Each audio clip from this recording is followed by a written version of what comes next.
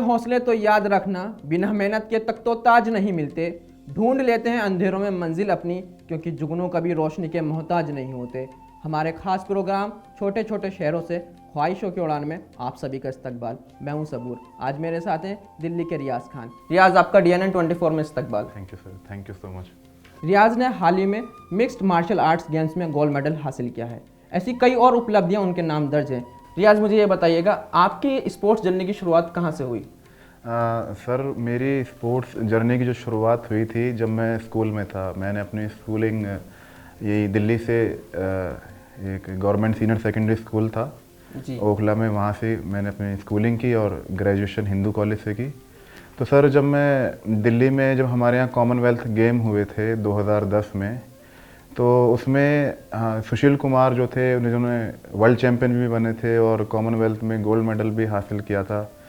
उन्होंने मुझे बहुत इंस्पायर्ड किया और उनको देख के मेरे अंदर ये इच्छा जागी कि मैं भी उन्हीं की तरह एक अच्छा एथलीट बनूं, अच्छा रेसलर बनूं और भारत का नाम पूरे विश्व में रोशन करूं।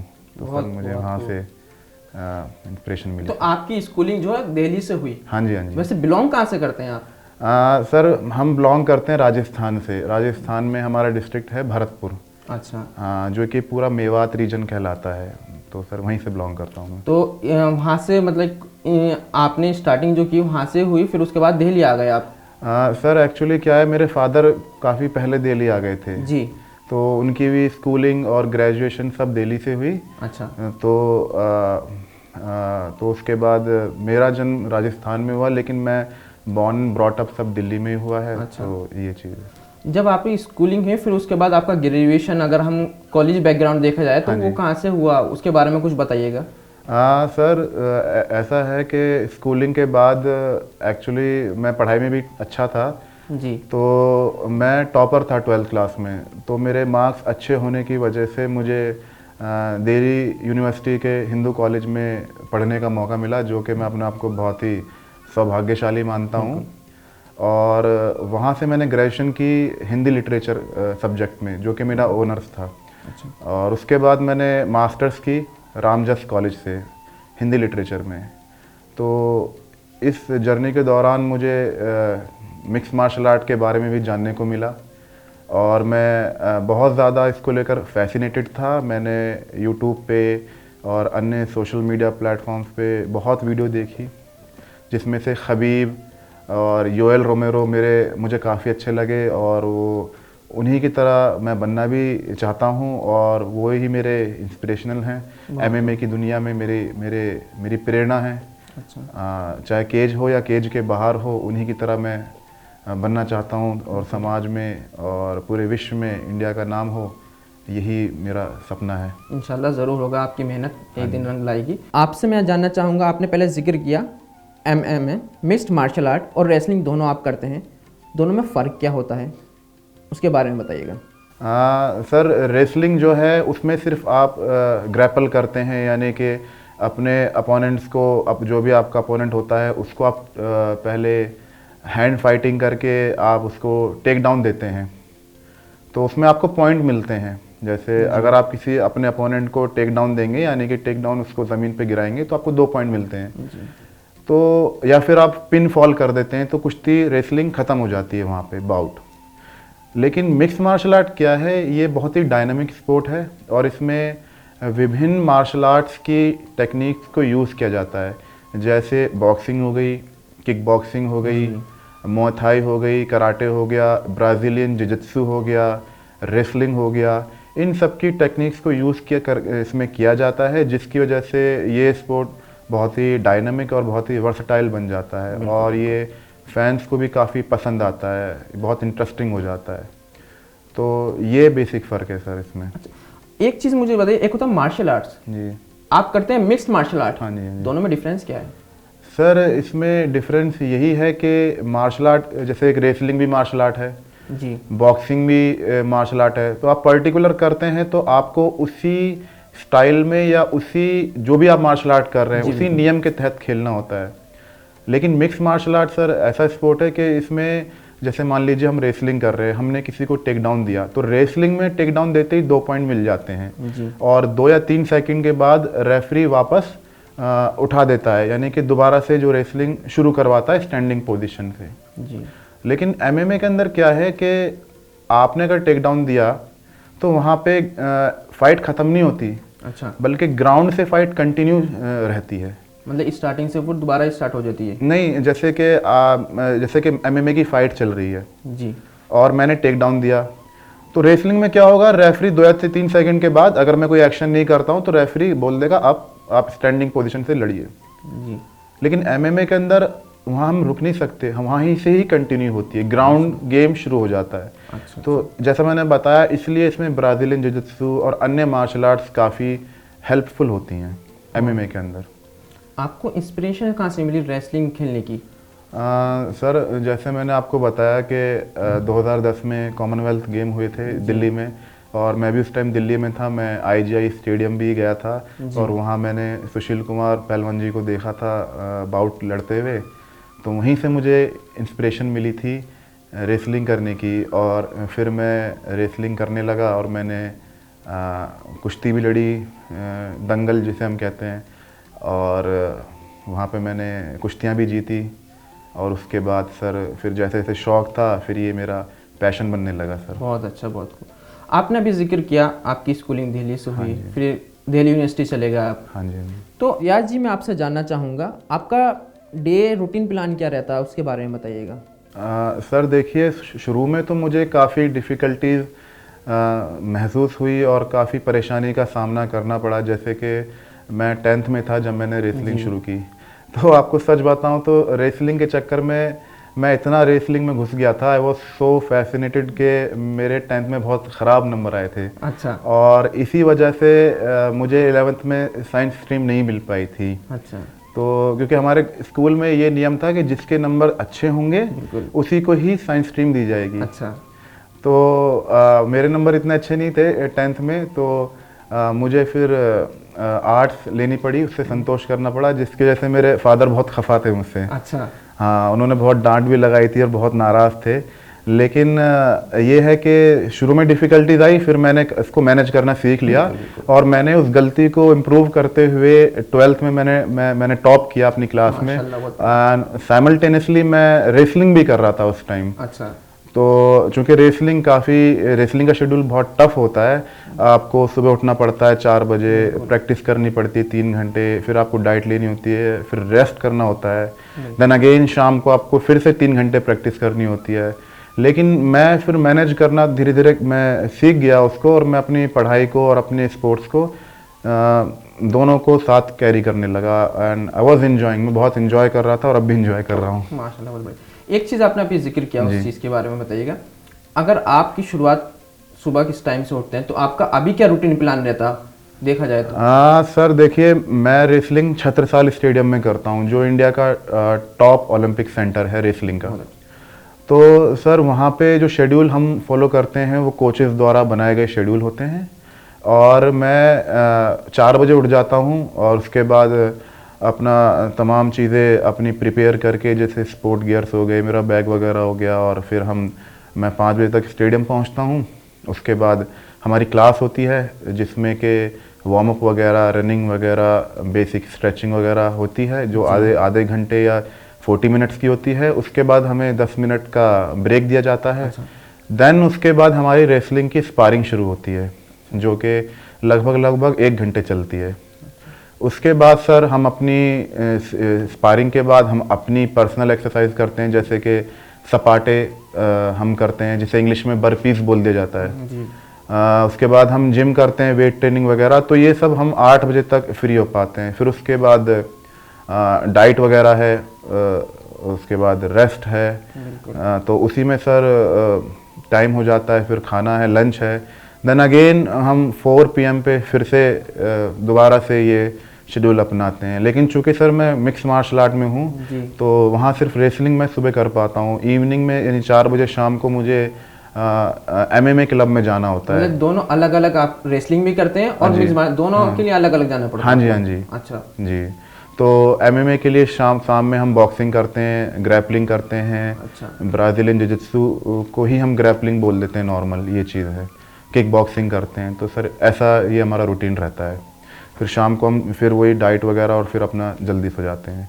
लेकिन मैं कोशिश करता हूँ सर दिन में भी पढ़ाई का टाइम मैं निकाल सकूँ। 3 से 4 घंटे मैं पढ़ता हूँ। क्योंकि पढ़ना मुझे सर काफ़ी अच्छा लगता है और इससे माइंड भी शार्प होता है और आप सोसाइटी में काफ़ी एक जिम्मेदार नागरिक भी बन पाते हैं। बिल्कुल बिल्कुल। रियाज, मैं आपसे जानना चाहूँगा, जो स्टूडेंट्स पढ़ाई भी कर रहे हैं और साथ में खेल में भी इंटरेस्ट रख रहे हैं, तो आप उनको क्या टिप्स देना चाहेंगे, उसके बारे में बताइएगा। मैं यही जो यंग जनरेशन है उसको मैं यही बोलना चाहूँगा कि आप अपनी पढ़ाई को और अपनी फिटनेस को साथ में लेके चल सकते हैं। ये बिल्कुल पॉसिबल है। आज की जैसी हमारी जो मॉडर्न लाइफ हो गई है, भाग दौड़ भरी, इसमें सिर्फ हमने प्रोफेशन में इतने घुस जाते हैं कि अपनी हेल्थ को लेकर हम कहीं ना कहीं पीछे रह जाते हैं। तो मैं यही कहना चाहूँगा आप सब दर्शकों से इस न्यूज़ चैनल के माध्यम से कि आप सुबह रोज़ 1 घंटा निकालें अपनी सेहत के लिए, अपनी फिटनेस को लेकर। सुबह नहीं कर सकते तो शाम में करें, अपना सारा काम ख़त्म करने के बाद। क्योंकि एक कहावत है कि स्वस्थ शरीर में ही स्वस्थ मस्तिष्क निवास करता है, बसता है। तो जाहिर सी बात है कि आप फिटनेस में रहेंगे, एक्सरसाइज करेंगे, जैसे कि रनिंग करेंगे, पुशअप्स, बर्पीज, रोप क्लाइंबिंग, जो नॉर्मल हम कर सकते हैं, नॉर्मल ह्यूमन बीइंग कर सकता है। तो उससे आप डिप्रेशन से भी, एंग्जाइटी से भी, और जो स्ट्रेस एक बहुत बड़ी समस्या बन चुका है, उससे भी दूर रहेंगे। तो यही मैं संदेश देना चाहूँगा कि आप एक्सरसाइज को बिल्कुल ना छोड़ें। 1 घंटा अपनी सेहत के लिए ज़रूर निकालें और एक स्वस्थ और निरोगी शरीर के साथ आप लाइफ को एंजॉय करें। रियाज भाई, मेरा एक आपसे सवाल ये है, माशाल्लाह आप सेहत में अच्छे हैं और फिट रहने के लिए कुछ ना कुछ डाइट प्लान ज़रूर लेते होंगे। वो डाइट प्लान आपका क्या रहता है, उसके बारे में बताइएगा। सर डाइट प्लान जो हमारा है वो ये है कि प्री वर्कआउट, तो मतलब वर्कआउट से पहले मैं कुछ ख़ास तो खाना पसंद करता नहीं हूँ। अच्छा। वर्कआउट के बाद मैं वे प्रोटीन लेता हूँ रोज़, जो कि मुझे इंस्टेंट रिकवरी देता है। उसके बाद सर हम बादाम होते हैं, उसमें बादाम को पीस के हम उसकी ठंडाई बनाते हैं, उसमें सौंफ वगैरह, इलायची वगैरह डाल के। तो वो मैं रोज़ पीता हूँ। वो बहुत ही मुझे हेल्प करता है रिकवरी में और वो एक तरह से मेरे लिए स्ट्रेंथ की टॉनिक का काम करता है। उसके बाद बॉइल्ड एग्स हो गया, ओट्स हो गए, जूस हो गया, जैसे अभी विंटर्स हैं तो गाजर वगैरह, बीट रूट्स वगैरह, इनका सीज़न है तो उनका जूस, अनार का जूस, फल वगैरह, एप्पल वगैरह। और दिन में हम खाना खा लेते हैं, लंच जो होता है नॉर्मल रोटी सब्ज़ी, और मिल्क हो गया। तो सर यही डाइट प्लान हम फॉलो करते हैं, लेकिन इसको हम हर दिन फॉलो करते हैं, यानी कंसिस्टेंसी बनी रहती है हमारी सुबह शाम, हम स्किप नहीं करते। रियाज जी, मैं आपसे जानना चाहूँगा, आपने जैसे जिक्र किया आपका रूटीन प्लान और डाइट प्लान के, तो डाइट प्लान में आप कितनी चीज़ क्वांटिटी में लेते हैं? जैसे बादाम की बात की जाए, काजू की बात की जाए, तो वो कितनी क्वांटिटी में लेते हैं? वो एक दिन के अंदर मतलब मुझे आप इतना खाना है ये वो, उसके बारे में बताइएगा। एक रियाज भाई ये बताइए, जैसे अब एप्पल हैं, आलमंड्स की बात हो, कैश्यू की बात करी, वो क्वांटिटी कितनी कितनी लेते होंगे? उसका कुछ हिसाब होगा आपका, इतनी लेनी, इससे ज़्यादा नहीं ले सकते?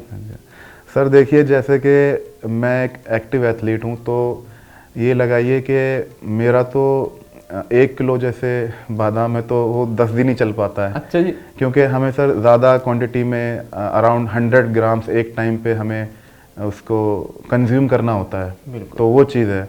बाकी एक नॉर्मल ह्यूमन बीइंग अगर कर रहा है तो उसके लिए इतना ज़्यादा खाना सही नहीं है, क्योंकि वो इतना वर्कआउट नहीं कर रहा है। तो वो उसके लिए बेहतर ये है कि थोड़ा सा ले, अपनी कैलोरीज जो उसकी पूर्ति हो जाए। बाकी हम तो सर ये है कि ड्राई फ्रूट थोड़ा सा ज़्यादा लेते हैं, तो वो चीज़ है। रियाज भाई ये बताइएगा, अभी तक के आपके इस स्पोर्ट्स जर्नी में सबसे स्पेशल मोमेंट क्या रहा है? सर सबसे स्पेशल मोमेंट तो मेरा ये था कि जब मैं 2019 में मुंबई गया था MMA के नेशनल्स में जी। तो एक तो सर जो सीनियर नेशनल था, जो हर साल होता है रेगुलर कैटेगरी का, वो था थाने में। अच्छा। और बोरीवली में सर ओपन MMA चैम्पियनशिप थी, जो कि नेशनल था लेकिन ओपन था। तो हुआ क्या था सर, और एक जो इंटरेस्टिंग बात वो ये है कि दोनों का कंपटीशन की डेट्स जो थी एक टाइम पे क्लैश हो रही थी। अच्छा। सेम डे कंपटीशन थे। Same time. जी, सेम टाइम पे। अच्छा। तो हुआ क्या सर, मैंने बोरीवली में जैसे तैसे फाइट हमने ख़त्म की जी। और मैंने वहाँ से गोल्ड मेडल जीता। बहुत अच्छा। लेकिन सर प्रॉब्लम ये हो गई थी कि उसी टाइम थाने में भी कंपटीशन चल रहा था, अच्छा। रेगुलर नेशनल का। और सर उसमें जो जो लगभग दूरी है मेरे हिसाब से 50 से 60 किलोमीटर है। तो फटाफट से सर हमने लोकल ट्रेन चलती है वहाँ पे वो पकड़ी और फटाफट से हम पहुँचे। और मैं बड़ा उस टाइम एंग्शियस था, घबरा हुआ था कि कभी ऐसा ना हो मेरा मेरा कंपटीशन छूट जाए। हाँ। लेकिन सर मुझे वहाँ फाइट मिल गई और मैंने वहाँ फाइट खेली और वहाँ पे भी मैंने गोल्ड मेडल हासिल किया। बहुत खूब। और मुझे वो मेरा सबसे बेस्ट पल था स्पोर्ट्स में कि मैंने 2 गोल्ड मेडल एक ही दिन में हासिल हाँ, किए। बहुत बहुत अच्छी बात है। मतलब कि जहाँ छूटने वाला था वहाँ गोल्ड मेडल मिला आपको, ये लग रहा था हाँ छूट जाएगा, मगर वहाँ जाके आपने खेला और उसको बाखूबी निभाया। जी, और इसमें मेरे दोस्तों का भी बहुत ही इसमें उनका हाथ है कि उन्होंने मेरी फाइट को एक्सटेंड करवा दिया था कि हमारा अभी दोस्त आया नहीं है। अच्छा। वो आने वाला है, जाम में फंस रहा है, तो इस वजह से वो एक्सटेंड हो गया, मुझे फाइट मिल गई सर। और हमारी वहाँ 2 फाइट हुई, तो दोनों मैंने जीती और दोनों जगह मैंने गोल्ड मेडल हासिल किया। कैसे आप खुद को आने वाले कॉम्पिटिशन्स के लिए तैयार कर रहे हैं और कौन कौन से कॉम्पिटिशन्स पर आपकी नज़र रहने वाली उसके बारे में बताइएगा। हाँ सर, देखिए मैं रेसलिंग भी करता हूँ, ग्रीको रोमन रेसलिंग करता हूँ मैं, और मैं MMA खेलता हूँ। तो अभी 15 तारीख को एमेच्योर कंटेंडर सीरीज़ होती है जो काफ़ी इंडिया में प्रेस्टिजियस है। अच्छा। जिसमें दूर दूर से इंडिया से लोग खेलने आते हैं जो MMA फाइटर होते हैं। तालकटोरा स्टेडियम में वो होगी। अच्छा। 15 जनवरी को। तो उसमें मैं पार्टिसिपेट कर रहा हूँ वेल्टरवेट कैटेगरी में। अच्छा।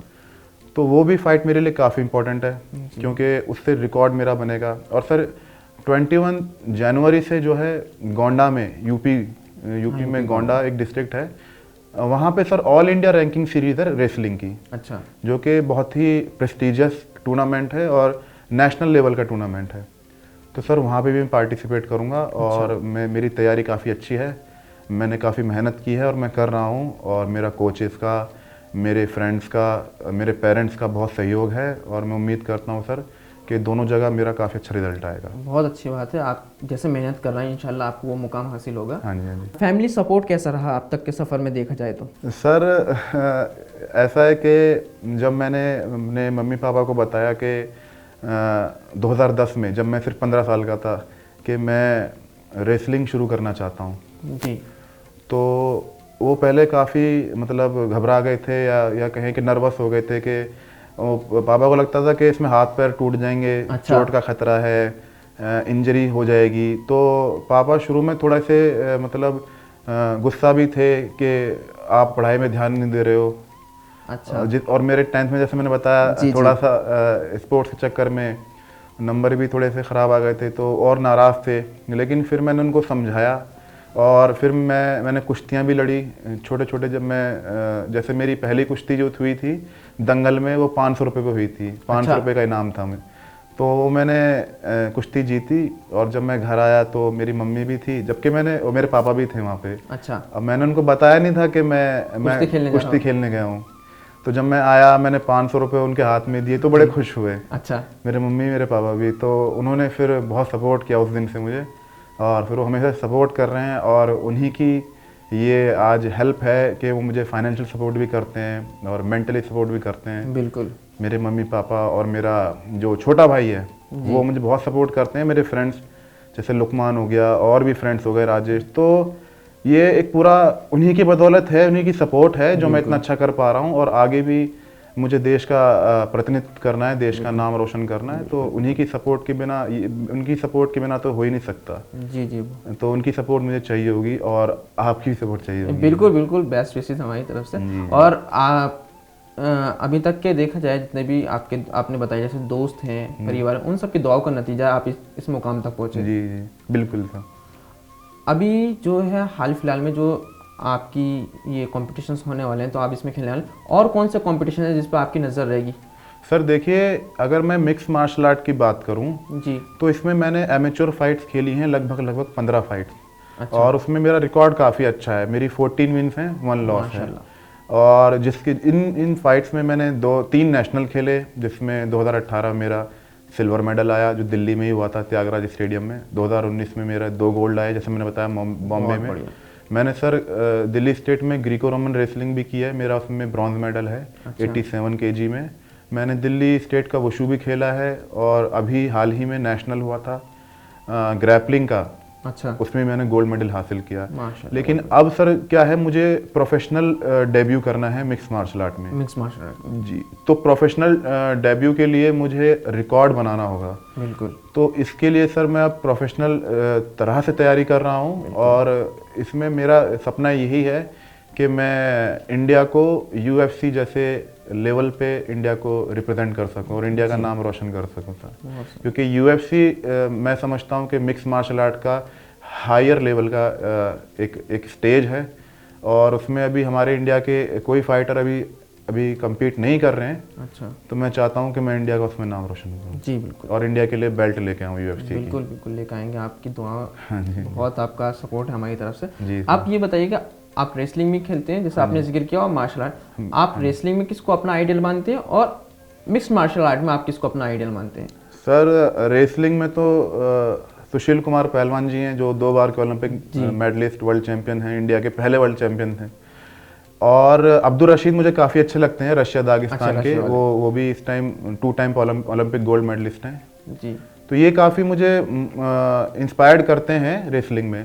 और MMA की बात करूं तो सर MMA के अंदर खबीब, जो बहुत ही अच्छे इंसान हैं केज के बाहर, और केज के अंदर तो लेजेंड है ही। बिल्कुल बिल्कुल। और सर योएल रोमेरो, जो खुद भी एक बहुत बड़े MMA स्टार हैं और बहुत अच्छे एथलीट हैं। तो इनको फॉलो करता हूँ मैं सर, और इनको ही देख देख के मैं मोटिवेट होता हूँ, और इनके जैसा ही मैं बनना चाहता हूँ सर।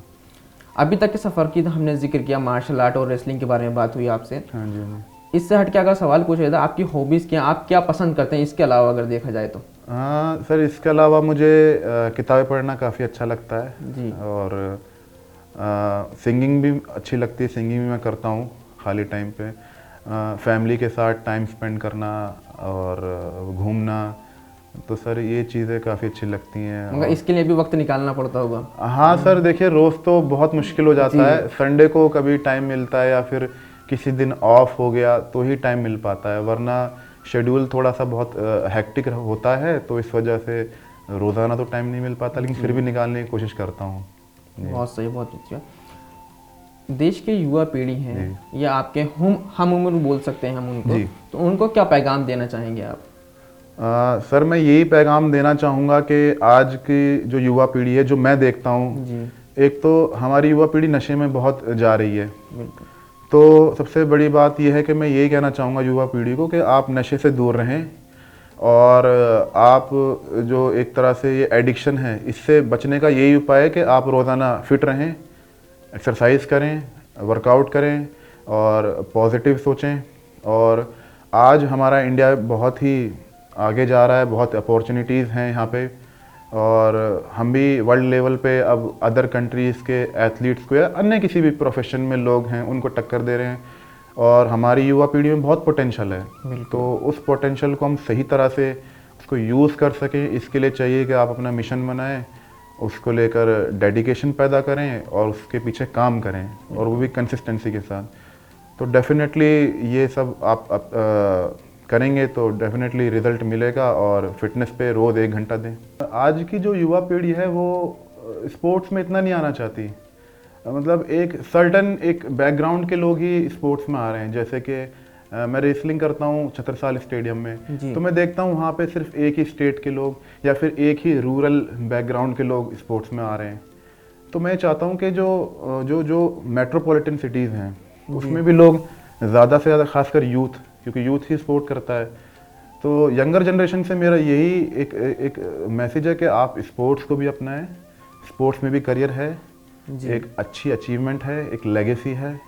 आप इसको सिर्फ एज अ हॉबी के तौर पे तो सब करते ही हैं, लेकिन इसको आप सीरियस लें, क्योंकि हमारे इंडियंस में यूथ में बहुत पोटेंशियल है, और वर्ल्ड लेवल पे इसमें हम बहुत अच्छा कर सकते हैं। आप पढ़ाई भी करें, लेकिन पढ़ाई के साथ स्पोर्ट्स को या किसी अन्य ऐसी फील्ड को अपनाएं जिसमें आप अपनी क्रिएटिविटी को, अपनी रचनात्मक क्षमता को निखार सकते हैं, उभार सकते हैं, और ये आपको डेफिनेटली आपकी ओवरऑल पर्सनालिटी को डेवलप करने में definitely it will help you.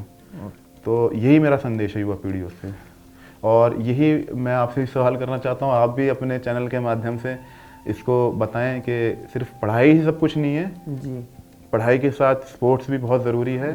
और ये एक बहुत बड़ा फ़र्क है जो हम में और अदर कंट्रीज़ के लोगों में है। और क्योंकि एक परसेप्शन बना लिया है कि जो एथलीट होता है वो पढ़ाई में अच्छा नहीं होता है, अच्छा, या एथलीट होता है तो वो अच्छा कमा नहीं सकता, या एथलीट होता है तो वो उसका कोई सिक्योर नहीं होता। जबकि बाहर के मैं ऐसे इतने एथलीट्स हैं, मैं बताऊंगा कि जिन्होंने बहुत अच्छा किया है पढ़ाई में भी और स्पोर्ट्स में भी। जैसे कि एक एग्जांपल है रशिया के एक बहुत अच्छे रेसलर हुए हैं, लेजेंड अलेक्जेंडर करेलिन। तो he was 3 time Olympic gold medalist और बहुत बार के वर्ल्ड चैंपियन भी रहे वो, और साथ में साथ उन्होंने पीएचडी भी की थी, जो एक बहुत बड़ा एक अचीवमेंट होता है। तो उन्होंने पीएचडी भी की और स्पोर्ट्स में भी इतना कुछ अचीव किया। तो वही है कि पढ़ाई के साथ स्पोर्ट्स को भी आप परस्यू करें, ये चीज़ है। बिल्कुल, बहुत अच्छा। आपने अभी जिक्र किया था रेसलिंग का और मिक्स मार्शल आर्ट में। रेसलिंग में तो एक हर किसी का स्पेशल दांव होता जी। अगर मिक्स्ड मार्शल आर्ट देखे जाए तो उसमें हर कैटेगरी की बात की आपने। हाँ जी, हर चीज मतलब सारे उसके अंदर आ जाते हैं, हाँ जी, अपने हाँ जी। एक्शंस आ सकते हैं। हाँ तो आप कुछ बेसिक ऐसा है बताइए जो हमारे व्यूवर्स के लिए वो क्या हो सकते हैं, उसको फॉलो करना चाहिए आपके। सर steps देखिए, क्या? ऐसा है कि मिक्स मार्शल आर्ट में चूँकि विभिन्न टेक्निक यूज़ होती हैं, तो इसमें मुझे जो अच्छा लगता है वो RNC चोक होता है एक, अच्छा, जिससे आप 2 या 3 सेकंड में अपने अपोनेंट को टैप आउट करवा सकते हैं। अच्छा, टैप आउट नहीं करेगा तो बेहोश भी हो सकता है। अच्छा, जी। और ये टेक्निक्स जो महिलाएं हैं या फिर जो सेल्फ डिफेंस के लिए जो लोग सीखना चाहते हैं उनके लिए भी काफ़ी फ़ायदेमंद होगा, और वो ऐसी सिचुएशन में कभी फंसें तो अपने आप को आराम से वहाँ से उसको हैंडल कर सकते हैं और वहाँ से निकल सकते हैं। रियाज भाई, अभी जिक्र हुआ मिक्स मार्शल आर्ट्स का आपसे, तो आपकी स्पेशल कोई ना कोई टेक्निक होगी, तो वो टेक्निक क्या फॉलो करते हैं वो हमारे व्यूवर्स को बता दीजिएगा आप। अच्छा सर, ऐसा है MMA के अंदर कई टेक्निक्स हैं जो यूज़ होती हैं, जिनमें से मेरी पसंदीदा जो टेक्निक है जिसे RNC चोक बोला जाता है, रियर नेकेड चोक। तो उस चोक के ज़रिए मैंने कई अपने अपोनेंट्स को टैप आउट करवाया, और ये काफ़ी ख़तरनाक भी है। अगर आप टैप नहीं करते हैं तो इसमें बेहोश होने का ख़तरा रहता है, और ये कहीं ना कहीं फीमेल्स के लिए भी लाभदायक है, और ऐसे लोगों के लिए जो सेल्फ डिफेंस सीखना चाहते हैं तो वो भी कहीं ना कहीं हेल्पफुल है। और एक जो मेरा जो एक और जो मूव है जी, वो मुझे ओवरहैंड काफ़ी अच्छा लगता है। तो मैं बता सकता हूँ अगर जी, जी, जी, जी। देखिए सर, रेसलिंग में जैसे कि मैं ग्रीको रोमन रेसलिंग करता हूँ, तो इसमें मेरी एक बहुत ही फेवरेट टेक्निक है जिसे मैं काफ़ी यूज़ करता हूँ। जैसे कि इसे हम बोलते हैं हिप स्विंग। तो इसमें जैसे हम ये क्लोज कांटेक्ट स्पोर्ट है, ग्रीको रोमन में हम पैरों का यूज़ नहीं करते, सिर्फ अपर बॉडी से रेसलिंग करते हैं। तो जैसे कि मैं अभी बताने जा रहा हूँ आपको हिप स्विंग, जैसे ये हम लड़ रहे हैं जी, तो मैं थोड़ा सा अंदर डक, मतलब साइज छोटा करके मैं अंदर एंट्री करता हूँ। ये अच्छा, ये मैंने एंट्री की, जी, ये मैंने ग्रिप बनाई, अच्छा, ये मैंने हिप स्विंग की, अच्छा, ये पूरा टेक्निक रहती है इस ये टाइप की। फिनिशिंग मूव है। अच्छा, ये रेसलिंग का। रेसलिंग का। और MMA में आपका क्या रहता है? हाँ सर, MMA जो मुझे बहुत अच्छी टेक्निक लगती है वो है रियर नेकेड चोक, RNC। इस टेक्निक से मैंने काफ़ी अपोनेंट्स को टैप आउट करवाया है। जैसे कि मैं आपको दिखाता हूँ। हाँ हाँ, बता दीजिए ज़रूर। ये आप टैप करिएगा जब फील हो तो। जी, ये राइट हैंड आया जी, मेरे लेफ्ट बाइसेप पे, अच्छा, लेफ्ट हैंड पीछे की तरफ। अब मैं आपको स्क्वीज करूंगा, ये अच्छा, ये इस टाइप से ये टेक्निक हाँ जी रहती है। हाँ जी हाँ जी। और ये बहुत अच्छी टेक्निक है, इसे जो सेल्फ डिफेंस सीखना चाहते हैं उनके लिए बहुत बेहतर टेक्निक है। जी। इसके अलावा भी कुछ और टेक्निक्स आपकी स्पेशल होंगी, वो भी बता दीजिएगा आप। सर, स्ट्राइकिंग में जो मुझे टेक्निक अच्छी लगती है वो है ओवरहैंड। जी, ओवरहैंड, और भी ये कई पंचेस में से एक पंच है जो काफ़ी अच्छा मूव है और जो फिनिशिंग मूव है। जैसे कि मैं फाइटिंग स्टैंस में हूँ अभी आपके सामने, मैं आपको जैब दिखाऊंगा, फेंट जैब दिखाऊंगा, और यहीं से ही मैं जैब दिखा के ओवरहैंड कनेक्ट करूंगा। ये जो कर रहे थे आप, ये क्या ये था? जैब है, ये स्ट्रेट जैब। पंच है ये। अच्छा, स्ट्रेट इससे पंच मैं होता है। आपकी रीच को नाप रहा हूँ, आप कितनी दूरी पर हैं, क्या अच्छा। आपका डिस्टेंस है, ये मैंने कवर कर लिया अपनी रीच से। अच्छा। अब यहाँ से मैं मूवमेंट करूँगा अपने लेफ्ट लेग से राइट की तरफ, और मेरा जो हैंड है वो आपकी चिन को कनेक्ट करेगा। बिल्कुल। तो जैसे में मूवमेंट है, जी। जैब दिखाया और ये हल्का सा पीछे जाएगा और अच्छा। ये ओवरहैंड के रूप में आपको चिन को कनेक्ट करेगा। अच्छा, जैसे जैब, ये पूरा टेक्निक हाँ है। जी। अच्छा। और इससे बहुत जल्दी नॉकआउट हो जाते हैं, और मैंने कई अपोनेंट नॉकआउट भी किए हैं इस टेक्निक से, तो ये मेरी फेवरेट टेक्निक्स में से एक बहुत है। बहुत अच्छा, बहुत उम्दा, शुक्रिया। एथलीट्स वो देश के हीरो हैं जो नेशनल और इंटरनेशनल स्टेज पर देश का नाम रोशन करते हैं। इट्स आवर ड्यूटी, हमारी ये जिम्मेदारी है, हम उनका पूरा सपोर्ट करें। आपने बहुत अच्छी टेक्निक्स हमें सिखाई। जी। आइएगा। जी, थैंक यू। अभी हमारी बैक कैमरा आपसे जब बात हो रही थी तो हाँ जी। आप बता रहे थे मैं कुछ स्टूडेंट्स को पढ़ाने भी जाता हूँ। जब आपको वक्त मिलता है इस रेसलिंग्स और इस आपकी जो कोचिंग है उसके अकॉर्डिंग मैं अपने वहाँ जाता हूँ पढ़ाने के लिए। हाँ जी, वो एक्चुअली क्या है, मेरे एक फ्रेंड हैं जी। तो उनकी एक एनजीओ है दिल्ली में ही, तो वो अपनी एनजीओ में ऐसे स्टूडेंट्स को या ऐसे एथलीट्स को जो फाइनेंशियली इतने स्ट्रांग नहीं है, तो उनको फ्री ऑफ कॉस्ट पढ़ाई, ट्रेनिंग, डाइट उनको प्रोवाइड कराते हैं। तो मैं जाता हूँ तो मैं उनको रेसलिंग का, एमएमए के उनको टेक्निक सिखाता हूँ, और उनको साथ ही साथ हिस्ट्री भी पढ़ाता हूँ और ऐसे सब्जेक्ट्स पढ़ाता हूँ। तो कहीं ना कहीं हम ओवरऑल पर्सनालिटी पे काम करते हैं, और उनकी डाइट हो गया, उनके उनके उनके आउटफिट, जो तमाम चीज़ें उनको प्रोवाइड कराते हैं जिससे वो काफ़ी अच्छा कर सकें फ्यूचर में, और जो भी उनके सपने हैं, ड्रीम्स हैं, उनको पूरा कर सकें। तो आप अपना जब आपको वक्त मिलता है तो आप जाके उन स्टूडेंट्स को एक तरह से क्लास देते हैं? हाँ जी, उनको क्लास भी देते हैं, उनको मोटिवेट भी करते जी। हैं, और उनको गाइड भी करते हैं कि वो सही रास्ता पकड़ के और सही तरीके से अपनी मंजिल को पाएं, ताकि वो अच्छा कर सकें, अच्छा करें, देश के लिए भी, समाज के लिए भी और अपने लिए भी। बिल्कुल, बहुत अच्छा काम कर रहे हैं आप। यार सर, एक चीज़ मुझे ये बताइएगा। हाँ जी। आप काफ़ी लंबे वक्त से मिक्स मार्शल आर्ट खेलते आ रहे हैं, ऐसे कौन से कंपोनेंट्स हैं जिनको ज़्यादा पसंद किया जाता है, या क्या मिक्स मार्शल आर्ट में होते हैं जिसके बारे में हम उनको जो इंटरेस्ट भी है जानते हैं हल्का फुल्का, फिर उनको ये नहीं मालूम होता हमें इसमें जाना चाहिए और इसमें क्या क्या टेक्निक्स फॉलो होती हैं, क्या कंपोनेंट्स हमें देखने चाहिए, तो उसके बारे में हमारे व्यूवर्स को ज़रा बताइएगा आप। देखिए, मिक्स मार्शल आर्ट जो है वो बहुत ही, जैसे मैंने बताया, डायनेमिक स्पोर्ट है, और अभी ये वर्ल्ड के मेन स्ट्रीम में ये तीसरा स्पोर्ट है जो कि फुटबॉल और बास्केटबॉल के बाद सबसे ज़्यादा देखा जाने वाला स्पोर्ट है। तो ये स्पोर्ट बहुत ही पसंद आता है लोगों को, क्योंकि ये बहुत डायनामिक है, इसमें विभिन्न मार्शल आर्ट्स की टेक्निक्स को यूज़ किया जाता है। तो यही रीज़न है कि ये स्पोर्ट्स इतना इंटरेस्टिंग बन जाता है, और लोग अपने सोफे से चिपके रहते हैं जब तक फाइट ख़त्म ना हो जाए। तो जैसे कि इसमें मैंने बताया ब्राज़ीलियन जिजित्सु, जैसे मैंने अभी आपको एक मूव बताया, RNC, रियर नेकेड चोक, इसमें आप रेसलिंग भी कर सकते हैं, इसमें आप सबमिट भी करवा सकते हैं अपोनेंट को, इसमें आप किक भी कर सकते हैं, नीज भी अलाउड होती हैं, एल्बोज भी अलाउड होती है, यू कैन किक, आप एल्बो से भी स्ट्राइक कर सकते हैं। तो वो सब चीज़ें हैं जो इसको बहुत ही डायनामिक बनाती है। अगर मैं अपना पर्सनल व्यू बताऊं तो मुझे इसमें टेक डाउन करके ग्राउंड एंड पाउंड करना काफ़ी अच्छा लगता है। अच्छा। अब ग्राउंड एंड पाउंड ये होता है कि हम अपोनेंट को टेक डाउन करेंगे और ऊपर से पंचेस की स्ट्राइकिंग करेंगे, तो वो चीज़ है। तो ये इसके कंपोनेंट्स हैं, और ये स्पोर्ट्स ऐसा है जो अभी भी बहुत इवॉल्व हो रहा है और आगे तक जाने जी अभी बहुत ही डेवलप हो रहा है, और इसने काफ़ी ग्रोथ भी की है, और ये अभी और भी ज़्यादा आगे टफ भी होता जा रहा है। इसमें कंपटीशन और बहुत इवॉल्व हो रहा है, जिसमें नई नई टेक्निक्स, नए नए मूव्स भी आते जा रहे हैं। लेकिन फिर भी हम ये मान सकते हैं कि रेसलिंग इसका बेस है। अच्छा। और विदाउट रेसलिंग या कोई भी ऐसा एक ओलंपिक डिसिप्लिन का जो स्पोर्ट है जी उसके बिना इसको करना काफ़ी टफ है। तो जो युवा हैं, जो यूथ जनरेशन है, जो यंगर्स हैं जो करना चाहते हैं एमएमए को, मेरी उनसे यही राय है कि पहले आप कोई ना कोई एक स्पोर्ट्स को जो ओलंपिक लेवल का है, चाहे वो ताइक्वांडो हो, बॉक्सिंग हो, रेसलिंग हो, उसमें अपना बेस अच्छे से बना लें, बिल्कुल, तब आप एमएमए में ट्रांजिशन करें। बहुत अच्छा। अगर जो केवल मिक्स मार्शल आर्ट करते हैं, रेसलिंग नहीं करते, उनके लिए कैसा, मतलब देखिए इसमें एक चीज़ ये है कि अगर आप सिर्फ एमएमए कर रहे हैं और आप रेसलिंग नहीं कर रहे जी। हैं, तो जब कोई रेसलिंग बैकग्राउंड के अपोनेंट से सामना होता है जी।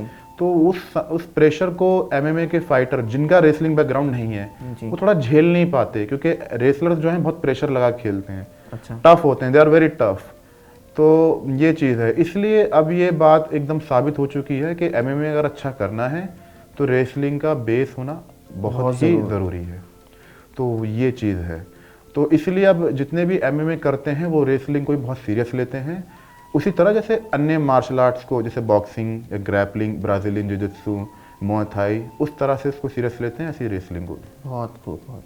कहते हैं मेहनत मेरी पहचान है, खुदा मेरे साथ है, मंजिल मेरी कामयाबी, उसे हासिल करना मेरा काम है।